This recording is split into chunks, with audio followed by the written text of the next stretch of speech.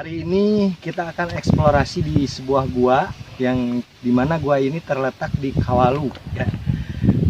Tidak hanya itu gengs, di dalam gua ini terdapat biota laut. Nah, untuk mengecek apakah itu benar atau tidaknya, mari kita lihat sama-sama. Oke gengs, siap?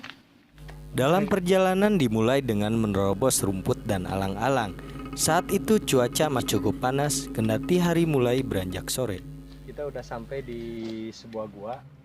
Ini namanya Gua Sarongge yang terletak di Kecamatan Kawalu ya Kang ya.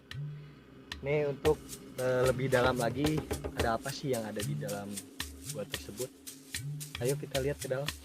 Oke geng. Ketika memasuki Gua Sarongge, di atasnya terdapat pohon bambu. Walau ukuran gua lubang tidak terlalu lebar, namun cukup menampung tubuh orang dewasa untuk masuk. Satu cabang ke arah kiri menuju sebuah ruangan yang katanya terdapat air terjun di dalamnya. Sedangkan satu cabang ke arah kanan berupa lorong yang cukup panjang dan menjadi pertama penelusuran kami.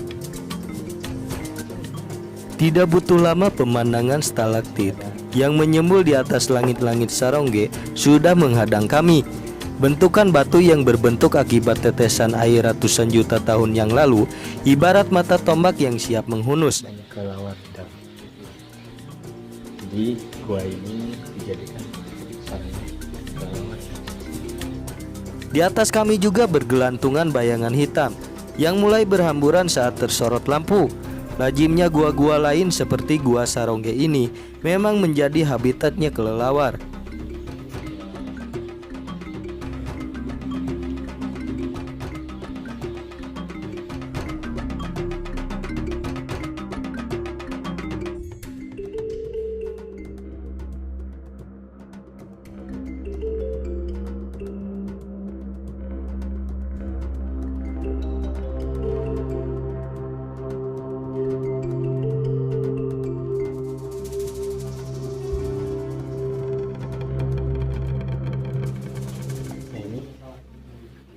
Batunya kayak batu di lautan ya guys.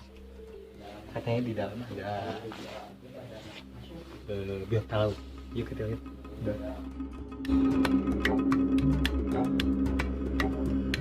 Jadi ini di dalamnya kayak pasir lautan.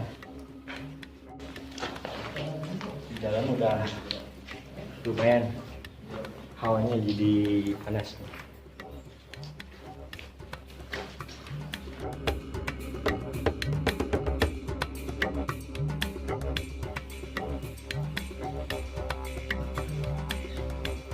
Ini jalan mulut keluar gua dari di sini. Cuman ini kecil, hanya satu badan.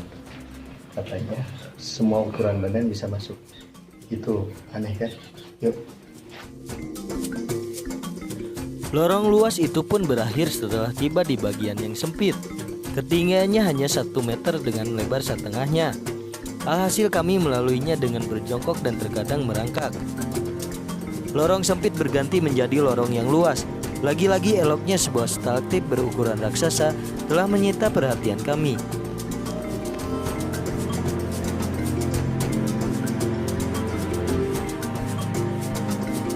Lihat kameramen kesusahan. Awas satu mundur. Siap, siap. Siap, awas.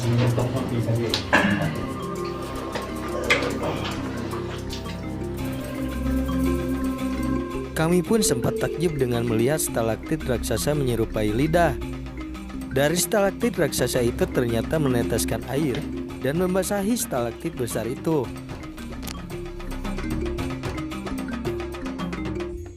Bukti keberadaan Gua Sarongge merupakan jejak terangkatnya lempeng bumi dari dasar laut.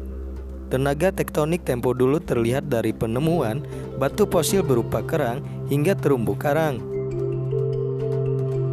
Padahal, jarak Kawalu ke pantai selatan Tasikmalaya jauhnya mencapai puluhan kilometer.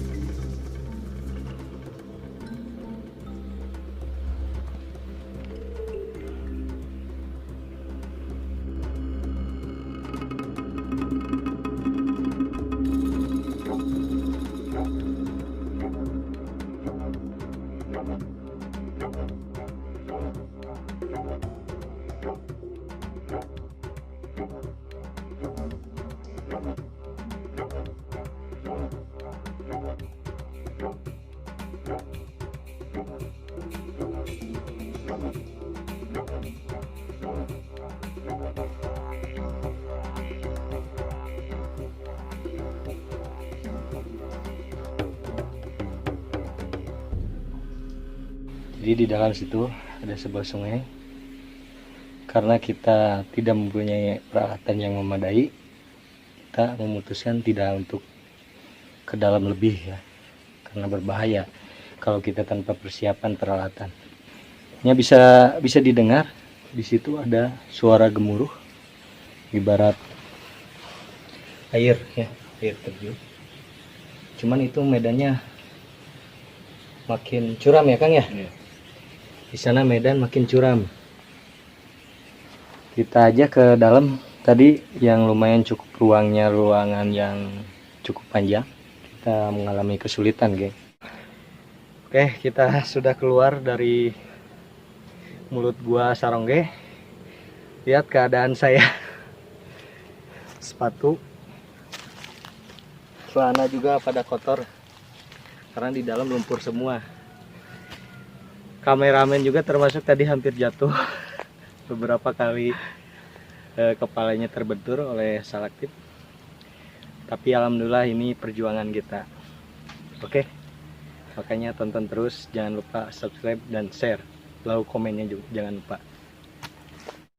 Oke gengs, hari ini kita telah masuk ke dalam gua Sarongge dan kali ini saya sudah ditemani oleh Bapak Dian sama Bapak Ogi sama Pak siapa Timan. Pak Timan. Tadi yang nemenin saya masuk gua itu Pak Ogi ya. Nah, untuk lebih lanjut nih, apa sih kisah yang ada di dalam gua ini? Pak, bisa dijelaskan gua Sarongge tersebut diketahui sejak kapan, Pak? Baik ya. Jadi Gua Sarongge ini sebetulnya sudah lama ya. Ya. Bahkan orang tua dahulu pun sudah mengetahui keberadaan dari gua tersebut.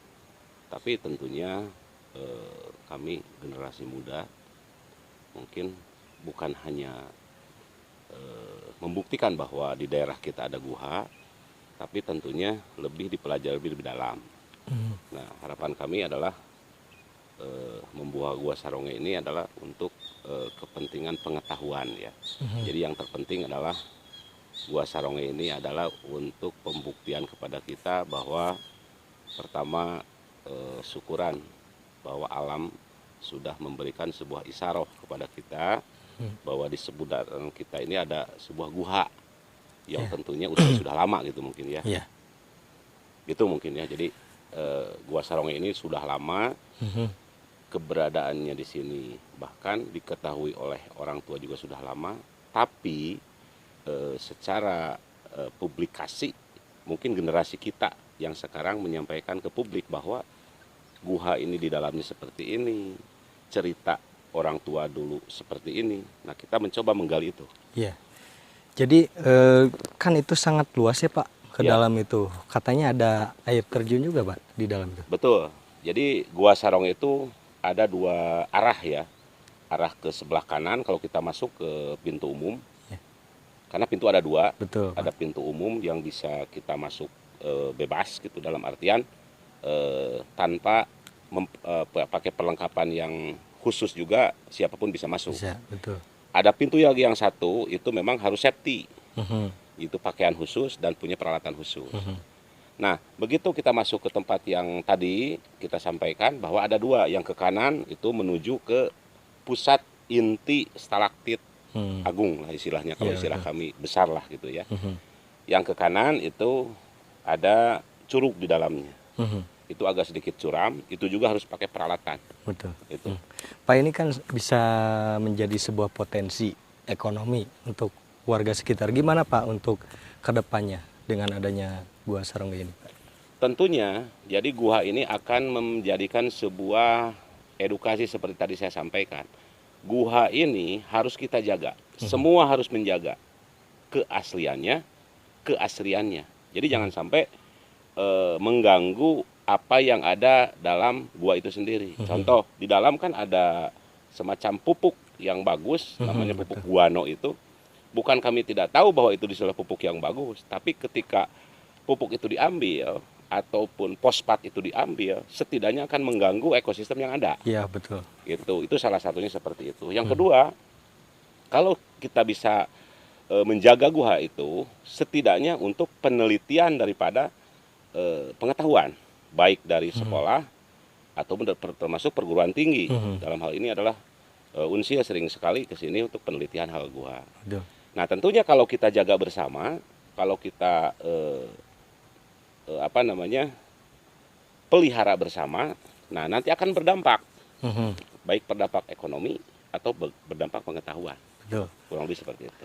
Nah, ini di belakang saya ini ada bekas-bekas biota lautnya seperti karang.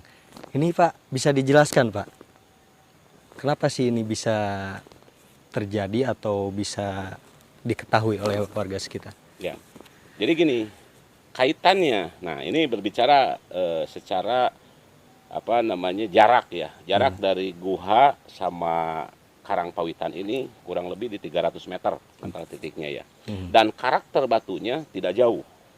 Nah, terlepas kapan ini ditemukan, kan dulu ini tertimbun semak-semak lah ya, terus dua batu-batu, begitu kita bongkar, kita bersihkan, muncullah tanda-tanda alam seperti cadas. Tapi setelah kita pelajari dan kita datangkan ahli, ternyata ini bukan hanya cadas, tapi ini adalah sebuah batu karang yang sulit kita jangkau. Kita percaya kok posisi di sini ada batu karang yang identik dengan lautan. Padahal jauh ke lautan ya Pak ya? Sangat jauh. Tetapi dibantu lagi dengan pembuktian bahwa di sini muncul biota-biota laut. Ya tentunya mungkin beberapa abad yang lalu ini mungkin dulunya lautan, kurang lebih seperti itu. Jadi ada sambungannya antara Gua Sarongge dengan Karang Pawitan di sini. Betul. Nah, gitu kurang lebih. Jadi ini sempat diteliti juga Pak oleh para ahli Pak ya? Sementara banyak yang kesini yang mempelajari dan semua hampir satu sepakat bahwa ini adalah sebuah karang laut. Betul. Nah ini Pak, dengan adanya penemuan-penemuan ini kan bisa jadi historis ya Pak? Betul. Lalu dari pemerintah Kota Tasik sendiri bagaimana responnya Pak? Nah, setelah banyak yang berkunjung ke sini, baik teman-teman dari media, termasuk teman-teman dari perguruan tinggi, bahkan dari arkeolog sekalipun, semua menganggap bahwa ternyata di Urug Kampung Salapan ini sangat berpotensi untuk diteliti. Sehingga hadirlah pemerintah ke sini melalui Dispora Budvar, Dinas Pariwisata, Dinas Pendidikan, termasuk Dinas Pertanian juga di sini. Ya alhamdulillah respon pemerintah Kota Tasikmalaya cukup bagus. Ya ini jadikan sentral pendidikan untuk belajar masyarakat Kota Tasikmalaya. Luar biasa. Tuh. Harapan ke depan Pak dengan adanya beberapa penemuan-penemuan ini seperti Gua Sarongge dan biota laut ini, harapan ke depan untuk warga masyarakat sekitar bagaimana Pak? Harapan kami adalah satu hal. Satu, bagaimana caranya dengan alam yang kita miliki di Kampung Salapan ini menjadikan sebuah potensi penggerak ekonomi.